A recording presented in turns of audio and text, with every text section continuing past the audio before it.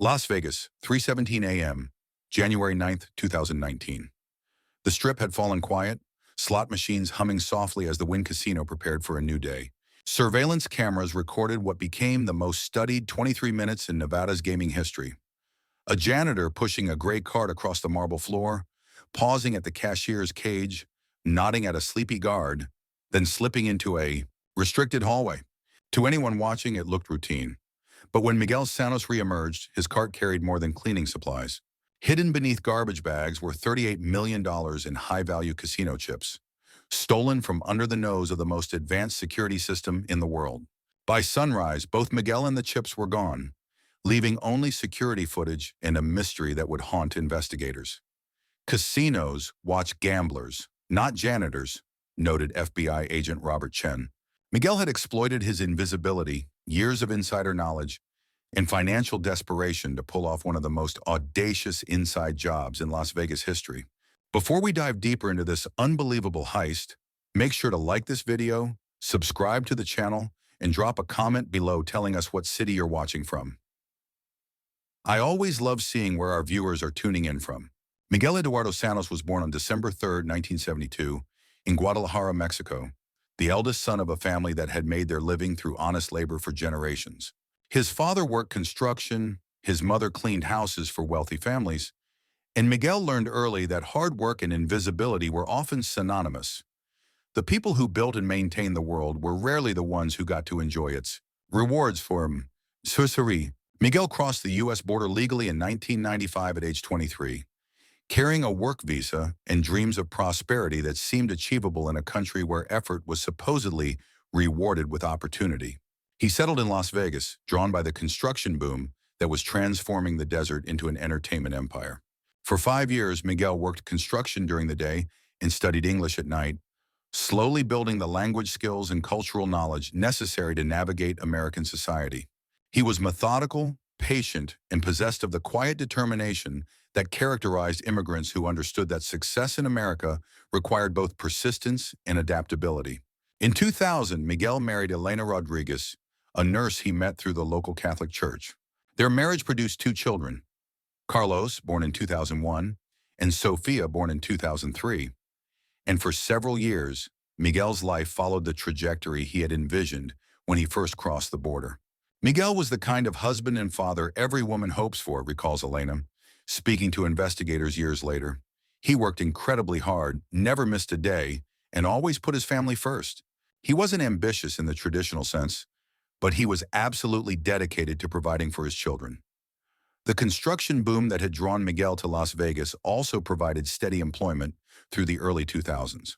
He worked on several major casino projects, including renovations at the Wynn Casino, that would later give him intimate knowledge of the building's layout and security systems.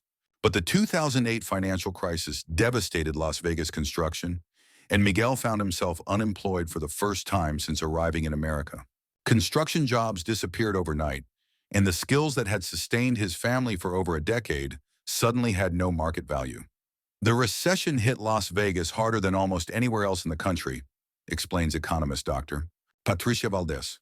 Construction workers like Miguel faced a perfect storm of unemployment, underwater mortgages, and limited opportunities for retraining or career transition. Miguel's response to unemployment was characteristic of his methodical nature. He took the first steady job he could find and committed to it completely. In March 2009, the Wynn Casino hired him as a night shift custodial worker at $11.50 per hour, a significant pay cut from construction wages, but employment nonetheless. Miguel approached custodial work with the same professionalism he had brought to construction, recalls his supervisor James Park. He was always punctual, never complained about assignments, and took pride in doing the job correctly. In an industry with high turnover, Miguel was exactly the kind of employee we valued. For 10 years, Miguel perfected the routines of casino custodial work. He learned every corridor, every service area, every hidden space in the vast complex. He understood the rhythms of the casino's 24-hour operation, when crowds peaked, when security was most vigilant, when staff changes created brief windows of reduced surveillance. But more importantly, Miguel learned the psychology of invisibility. Night shift custodial workers occupy a unique position in casino hierarchy. They have access to virtually every area of the building. They work when supervision is minimal, and they are so completely overlooked by other staff that they become functionally invisible. Miguel could work an entire shift and interact with dozens of employees without any of them really noticing him, explains workplace sociologist Dr. Angela Rodriguez. Custodial workers, especially night shift workers, exist in a psychological blind spot. People see them, but they don't really see them. This invisibility proved to be both Miguel's protection and his opportunity. While security cameras recorded his every movement, human attention filtered him out as background noise, just another part of the casino's operational machinery. Meanwhile, Miguel's personal life was deteriorating in ways that would eventually drive him toward the most desperate decision of his life. By 2015, Miguel Santos's life had begun to unravel in the quiet, systematic way that financial pressure destroys families. His custodial wages, which had never been sufficient to support a family of four in Las Vegas, were being eroded by inflation and rising costs while remaining essentially stagnant. The breaking point came when Elena was diagnosed with diabetes, requiring expensive medication and regular medical monitoring that their minimal health insurance barely covered. The additional medical expenses, combined with the normal costs of raising two teenagers, pushed Miguel's finances beyond their breaking point. Miguel was working 50 hours a week and still couldn't cover our basic expenses, Elena recalls. He started taking on extra shifts, working 6 days a week, sometimes 7, but it was never enough. We were drowning in medical bills and credit card debt. Elena's condition worsened in 2016, requiring more expensive medications and eventually forcing her to reduce her work hours as a nurse. The loss of her income created a financial crisis that Miguel tried to address through increasingly desperate measures. First, he took out payday loans at interest rates that would have been considered usury in earlier eras. When those became unmanageable, he borrowed against his car title. When that proved insufficient, he began using credit cards to pay for basic necessities, creating a spiral of debt that consumed an increasing percentage of his income. Miguel was caught in the poverty trap that destroys millions of American families, explains financial counselor Dr. Michael Torres. When you're living paycheck to paycheck, any unexpected expense can trigger a debt spiral that becomes impossible to escape through normal employment income. The stress of financial pressure began affecting Miguel's marriage and his relationship with his children. Elena found him withdrawn and increasingly secretive about their finances. His children, now in high school, were beginning to understand that their family was struggling in ways their classmates weren't. Miguel started working extra shifts, not just for the money, but to avoid being home, Elena explains. I think he felt like a failure as a provider, and he couldn't bear to see the disappointment in his children's faces when we had to tell them we couldn't afford things their friends took for granted.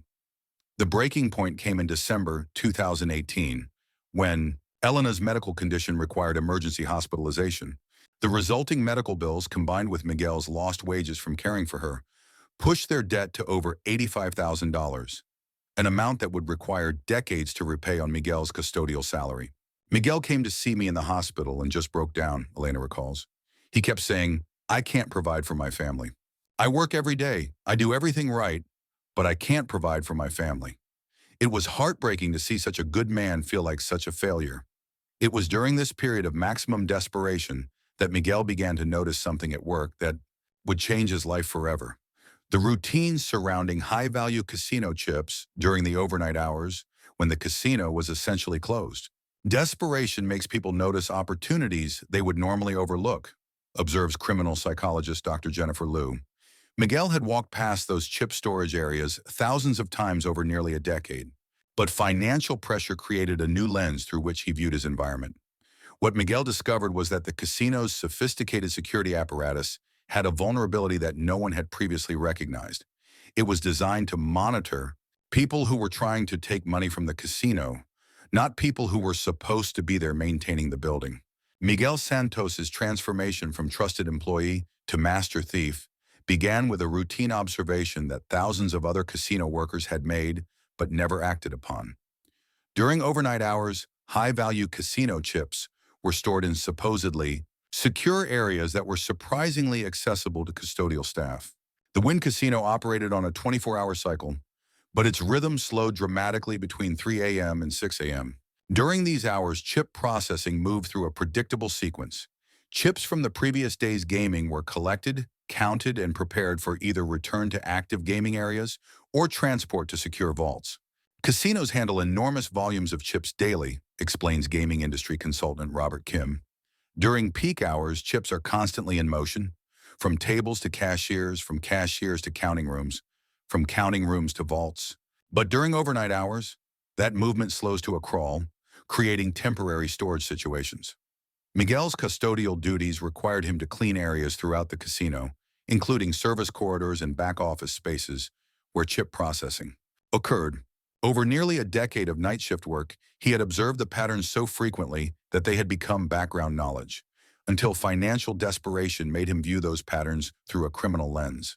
The critical discovery came in late December 2018, when Miguel noticed that high-value chips were temporarily stored in sealed containers in a service area adjacent to the main cashier cage. The containers were secured with standard industrial locks rather than high-security bank-level hardware, and the area was monitored by security cameras but not continuously observed by human guards. Miguel realized that the casino's security was designed around the assumption that only authorized personnel would have access to those areas, explains former FBI agent Miguel Santos. They had elaborate systems to prevent unauthorized access, but minimal systems to monitor authorized personnel who were already inside. Miguel began documenting the patterns he observed, keeping mental notes about timing, staffing levels, and security procedures. He noticed that during overnight hours, security guards often relied on camera monitoring rather than physical patrols, especially in service areas where no public gaming occurred. More importantly, Miguel discovered that his custodial access card provided entry to areas that many other employees couldn't access. The logic was simple. Custodial workers needed to clean everywhere, so they were given broader access than most other staff members. Miguel's access privileges were actually greater than many security guards, admits former Wynn security director David Chen. Custodial staff need to clean every area of the casino, including secure zones. It never occurred to anyone that this access could be weaponized for theft. The specific opportunity that would drive Miguel's plan came from observing the overnight chip processing routine. Between approximately 3 a.m. and 4 a.m., after the last gaming activities had concluded and before the morning shift arrived, high-value chips were placed in sealed containers awaiting transport to secure vaults. During this window, the containers were technically secure, but practically vulnerable. They were locked but not alarmed, guarded by cameras but not continuously monitored by humans, and accessible to anyone with custodial clearance. Miguel identified a gap in the casino's security philosophy, explains security expert Dr. Sarah Martinez. The system was designed to prevent external threats and monitor customer behavior, but it assumed that internal staff were trustworthy by definition. Miguel's observations revealed that during the critical time frame, only 2 security guards were actively monitoring the areas where chip containers were stored. Those guards were responsible for the entire casino complex and often focused their attention on areas where customers were still present, rather than service areas where no public activity occurred. Miguel understood something that security designers had missed, reflects Dr. Martinez. The most dangerous time for internal theft isn't when security is most vigilant, it's when security is most tired and distracted. Armed with this knowledge, Miguel began developing a plan that would exploit not just the physical vulnerabilities he had identified, but the psychological blind spots that made custodial workers functionally invisible to other casino staff. January 2019 brought Miguel Santos to the final stage of planning what would become the most audacious inside theft in Las Vegas history. His wife Elena's medical condition had stabilized, but the financial damage was done. Their debt had reached insurmountable levels, and Miguel faced the prospect of bankruptcy and its devastating impact on his children's future. Miguel was a man who had exhausted all legitimate options, explains financial counselor Dr. Patricia Valdez. He had worked extra shifts, taken second jobs, borrowed against everything he owned. When legal options are exhausted, some people turn to illegal ones. Miguel's plan was elegant in its simplicity. He would use his legitimate access to secure areas to remove high-value casino chips during the overnight hours when security was minimal and custodial activities were routine and unremarkable. The key insight driving Miguel's plan was understanding that casino security was designed to monitor unusual behavior, not routine behavior. A custodial worker moving through secure areas with cleaning equipment during overnight hours wasn't unusual. It was exactly what custodial workers were supposed to do. Miguel realized that the best way to steal from a casino wasn't to avoid detection. It was to hide in plain sight, explains criminal behavior expert Dr. Angela Rodriguez. By making his theft look like routine custodial work, he could commit the crime while being recorded by security cameras. Miguel's preparation was methodical and patient. He spent weeks testing various aspects of his plan without actually committing any crimes. He experimented with loading heavy objects into his custodial cart to simulate the weight of chip containers. He timed his movements through different areas of the casino to identify the most efficient routes. He studied guard rotations and camera coverage to understand when and where he would be most vulnerable to detection. Miguel approached planning his theft like an engineer solving a technical problem, observes FBI behavioral analyst Dr. Michael Rodriguez. He was systematic, methodical, and extraordinarily patient. He spent months preparing for a crime that would take less than 30 minutes to execute. The specific opportunity Miguel planned to exploit occurred during the overnight chip processing routine. Between 3 a.m. and 4 a.m., high-value chips were placed in sealed containers in a service area adjacent to the main cashier cage. During this time window, the containers were secured but not under direct human surveillance. Miguel's plan involved accessing the service area during his routine custodial rounds, removing several containers of high-value chips, and concealing them in his custodial cart among normal cleaning supplies. He would then transport the chips to a less secure area where he could transfer them to his personal vehicle. The genius of Miguel's plan was that every individual action was something he was authorized to do, explains security consultant Robert Park. He had legitimate access to the secure areas, legitimate reasons to be there during overnight hours, and legitimate equipment for transporting materials throughout the casino.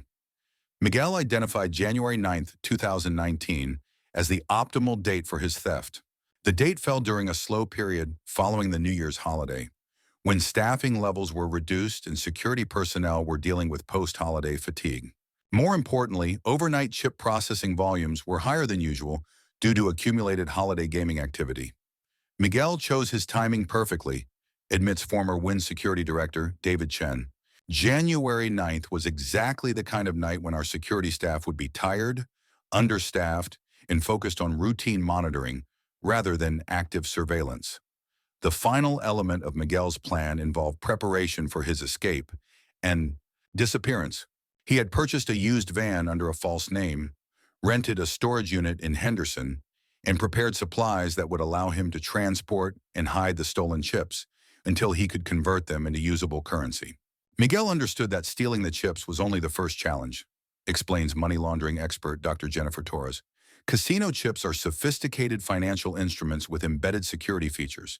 Converting them into cash would require careful planning and considerable risk. As January 9th approached, Miguel Santos was ready to execute a plan that had consumed months of his life and represented his last desperate attempt to solve the financial crisis that was destroying his family. January 9, 2019 arrived with the crisp desert cold that makes Las Vegas winters surprisingly harsh. Miguel Santos began his shift at 11 p.m., clocking in with the same routine punctuality that had characterized his nearly 10 years of custodial work at the Wynn Casino. Miguel showed no signs of nervousness or unusual behavior when he arrived for work that night, recalls his supervisor James Park. He seemed completely normal, maybe even more focused than usual. If anything, I remember thinking he seemed particularly dedicated to doing quality work. Miguel's shift began with his standard routines, restocking supplies, emptying trash receptacles in gaming areas, and cleaning restrooms in the public areas of the casino. For the first 4 hours of his shift, Miguel performed his duties exactly as he had thousands of times before. The casino's overnight rhythm followed its usual pattern. By 1 a.m., gaming activity had slowed significantly, with only the most dedicated gamblers remaining at tables and slot machines. Security guards settled into their late-night routines, focusing primarily on monitoring the remaining customers rather than staff activities in service areas. Overnight security in casinos operates on different principles than day-shift security, explains former security director David Chen. During peak hours, we're watching for professional cheats, card counters, and organized theft attempts. During overnight hours, we're mostly dealing with intoxicated customers and routine maintenance activities. At 2:30 a.m., Miguel began the sequence of actions that would change his life forever. He started by positioning his custodial card in a service corridor adjacent to the main cashier cage, loading it with standard cleaning supplies and several empty containers that would later hold the stolen chips. The critical moment came at 2:58 a.m., when security guards were distracted by a minor altercation between intoxicated customers in the poker area. While guards focused their attention on resolving the disturbance, Miguel used his access card to enter the secure service area where high-value chips were temporarily stored. Miguel's timing was perfect, admits security consultant Dr. Sarah Martinez. He had studied guard rotations and typical distraction patterns long enough to predict when security attention would be focused elsewhere. Security cameras recorded Miguel's entry into the secure area at 3:04 a.m.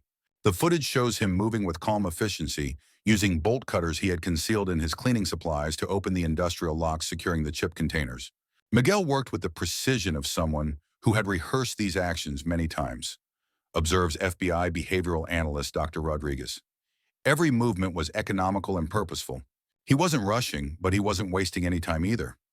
The chip containers Miguel selected contained primarily $5,000 and $25,000 denomination chips, the highest value chips in regular circulation at the casino. Each container held approximately $2 to $3 million in chips, and Miguel was able to load 6 containers into his custodial cart before the weight became unmanageable. Miguel chose his targets perfectly, explains gaming industry expert Robert Kim. High-denomination chips have the best value-to-weight ratio, and they're the most difficult for casinos to track once they leave the building. At 3:19 a.m., Miguel emerged from the secure area with his cart now loaded with approximately $38 million in casino chips concealed beneath cleaning supplies and garbage bags. Security footage shows him moving through the service corridors with the same measured pace he had used during thousands of routine custodial tasks. The most dangerous moment of Miguel's theft occurred at 3:22 a.m., when he encountered security guard Robert Mitchell during his transport of the stolen chips. Mitchell later told investigators that he had briefly spoken with Miguel, but noticed nothing unusual about his activities. "I saw Miguel pushing his cart and said hello like I always did," Mitchell recalls. "He seemed completely normal. Maybe said something about working late to catch up on cleaning. There was absolutely nothing that suggested he was committing a crime."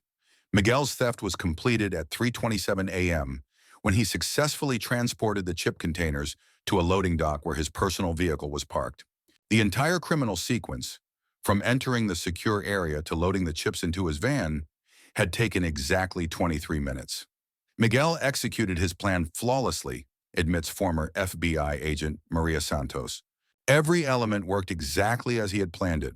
If he had stopped there and successfully converted the chips into cash, this might have been the perfect crime. At 3:45 a.m., Miguel clocked out of his shift and drove away from the Wynn Casino, carrying $38 million in stolen chips.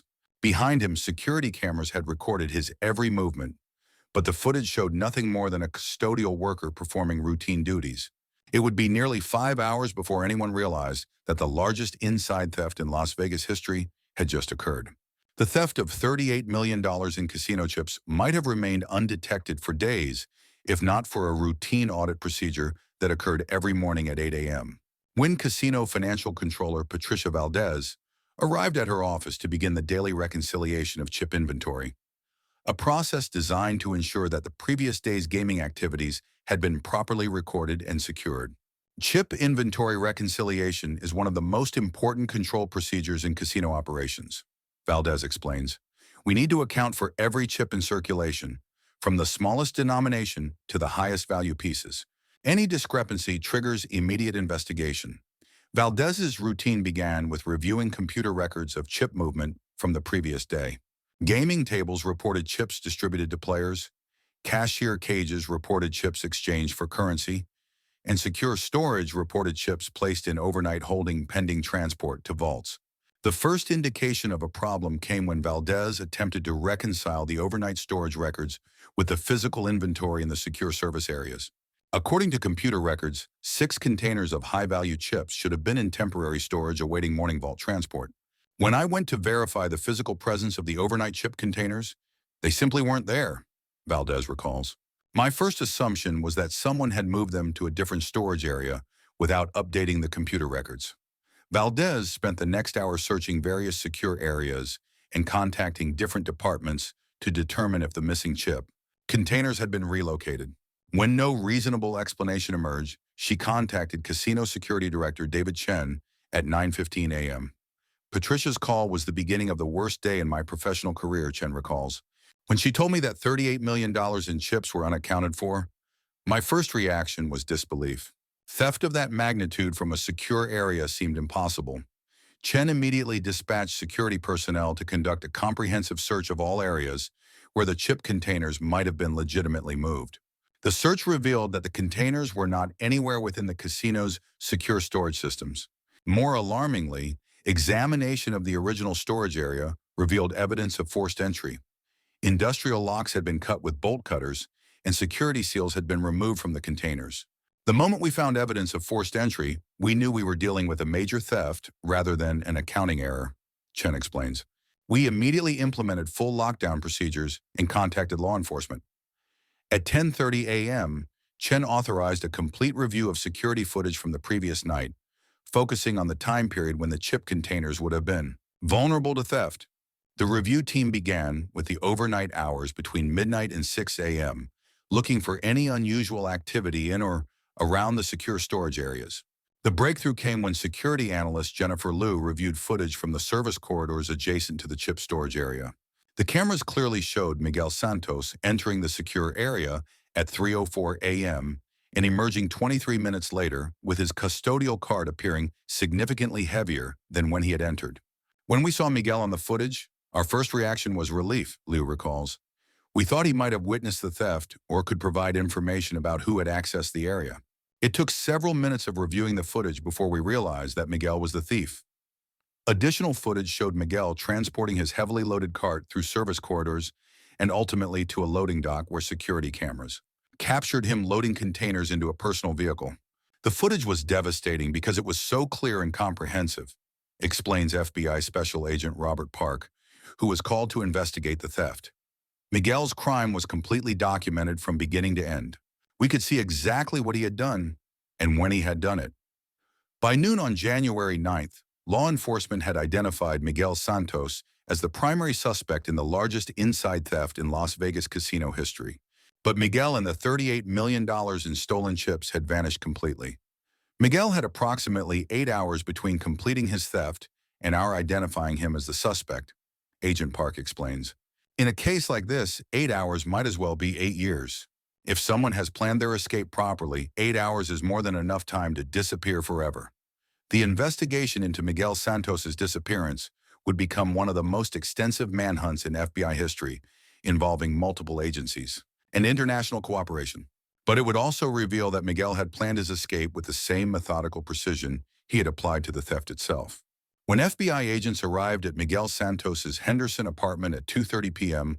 on January 9th, they found evidence of a disappearance so carefully orchestrated that it suggested months of advanced planning. The apartment was completely empty, not just of personal belongings, but of any evidence that Miguel had ever lived there. Miguel's apartment looked like a professional cleaning crew had sanitized it, recalls FBI agent Maria Santos. There were no fingerprints, no personal documents, no photographs, nothing that could provide leads about where he might have gone or how he had planned his escape. The investigation revealed that Miguel had been systematically eliminating his connections to his previous life for months before the theft. He had closed bank accounts, canceled subscriptions, sold furniture, and terminated lease agreements, all under the pretense of simplifying his financial situation during his family's medical crisis. Miguel told everyone he was downsizing and cutting expenses because of Elena's medical bills, explains his former neighbor, Carlos Rodriguez. It seemed completely reasonable at the time. We had no idea he was actually preparing to disappear. The most shocking discovery came when agents contacted Miguel's estranged wife, Elena, who revealed that Miguel had told her he was planning to work extra shifts during January to earn money for her medical expenses. She had not expected to hear from him for several days and had no idea he had committed any crime. Elena's reaction convinced us that she had no knowledge of Miguel's plans, Agent Santos explains. She was genuinely devastated when we told her what Miguel had done. Whatever his motivations, he had protected his family by keeping them completely unaware of his criminal activities. The investigation into Miguel's escape route began with tracing his vehicle movements after leaving the Wynn Casino. Security footage from traffic cameras showed Miguel's van traveling east on Interstate 15 toward the California border, but the trail went cold at a truck stop near Barstow, where Miguel apparently abandoned his original vehicle. Miguel's escape plan demonstrated sophisticated understanding of surveillance detection and evasion, explains fugitive tracking specialist Dr. Jennifer Liu. He used multiple vehicles, avoided major highways after the initial escape, and chose routes that would minimize his exposure to traffic cameras and license plate readers. The abandoned van yielded crucial evidence about Miguel's longer-term plans. Hidden in the vehicle, investigators found detailed maps of routes leading to Mexico, lists of cities with large Hispanic populations where he might blend in, and research materials about countries without extradition treaties to the United States. Miguel had clearly researched his escape options extensively, Agent Park explains.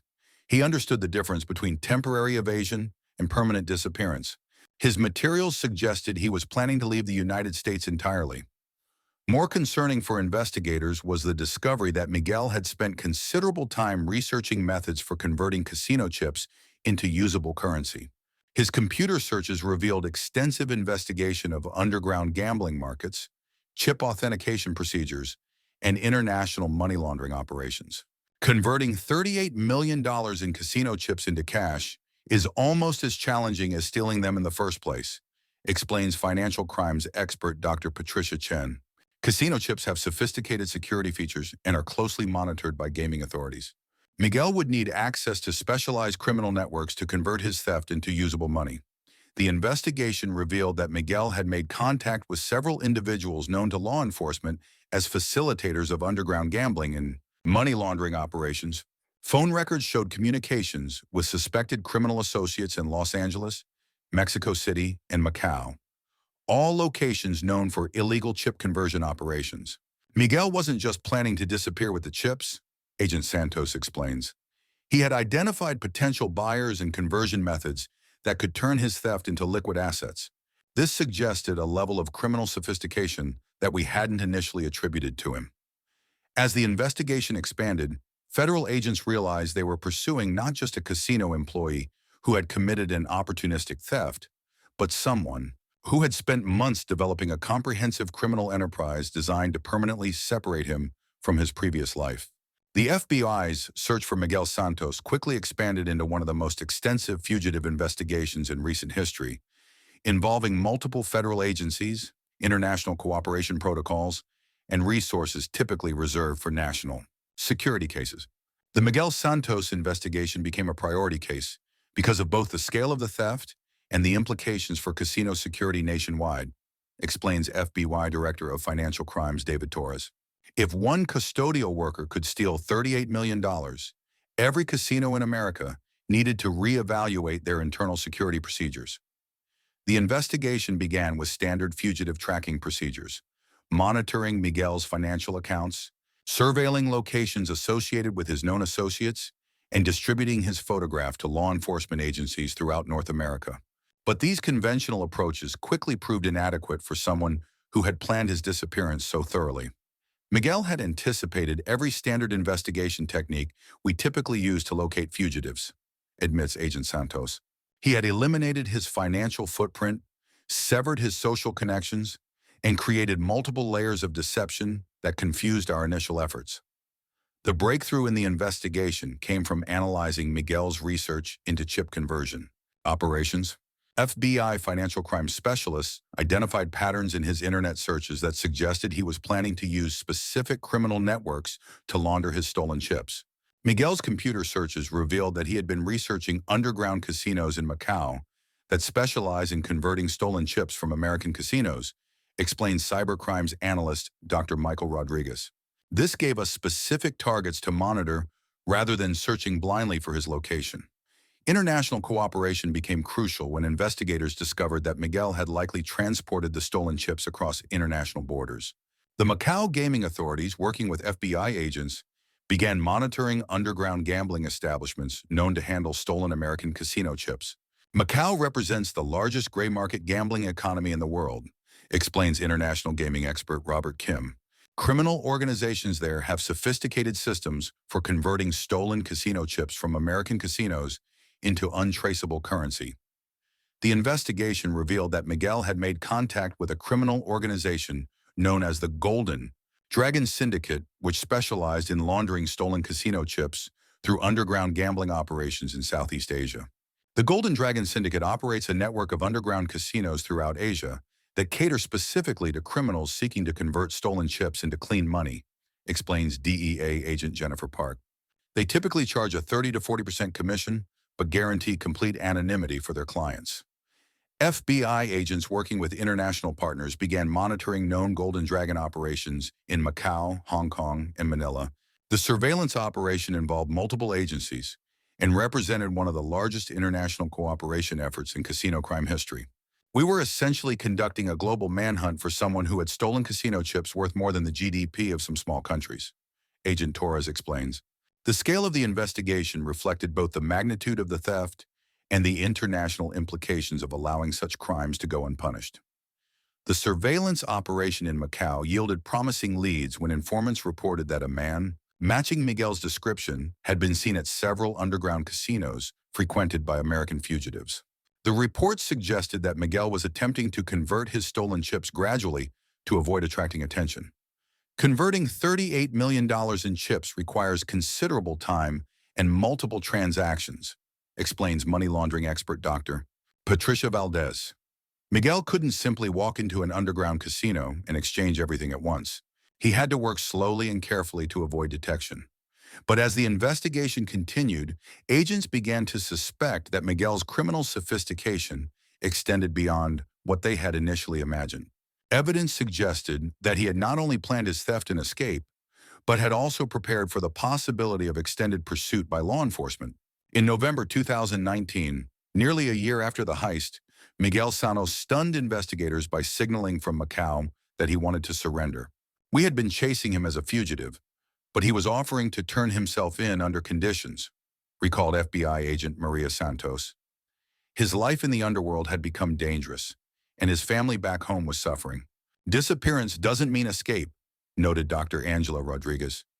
Miguel wanted immunity for his wife, privacy for his children, and the chance to trade intelligence on the criminal networks he had joined. That intelligence was gold. Detailed accounts of international chip laundering operations that law enforcement had chased for decades. Prosecutors now faced a dilemma: punish him fully or use his cooperation. After months of talks between the FBI, State Department, and Chinese authorities, Miguel surrendered at the U.S. consulate in Hong Kong on February 14, 2020. The manhunt ended quietly. The janitor turned thief returning not only as a criminal, but as a valuable witness against global crime. In November 2019, nearly a year after the theft, Miguel Santos shocked investigators by signaling, through contacts in Macau, that he wanted to negotiate his surrender. FBI agent Miguel Santos recalls, "We had been pursuing him as a fugitive, but he was essentially offering to turn himself in under conditions. His motives were complex. Life in the criminal underworld had grown dangerous, and his family in the U.S. was facing fallout from his actions. Disappearance doesn't mean escape," noted behavior expert Dr. Angela Rodriguez. Miguel hadn't been caught, but his family was paying the price. Negotiations were complicated by jurisdiction. Macau required formal diplomatic cooperation. The process drew in the FBI, State Department, Chinese authorities, and casino regulators. One of the most complex surrender talks in years. Miguel's demands revealed his shift in priorities: immunity for his wife, privacy for his children, and a chance to share intelligence on criminal groups he'd encountered. That intelligence proved invaluable. Miguel described international chip laundering networks that law enforcement had failed to penetrate for decades. He became an inadvertent asset, said organized crime expert Dr. Michael Torres. Prosecutors now faced a dilemma: pursue maximum penalties or leverage his cooperation. After 3 months of negotiations, an agreement was reached. On February 14, 2020, Miguel surrendered at the U.S. consulate in Hong Kong. The international manhunt was over. It was anticlimactic, but a relief, Agent Santos reflected. Miguel returned to the U.S. No longer just a janitor turned thief, but also a witness against some of the world's most sophisticated criminal organizations.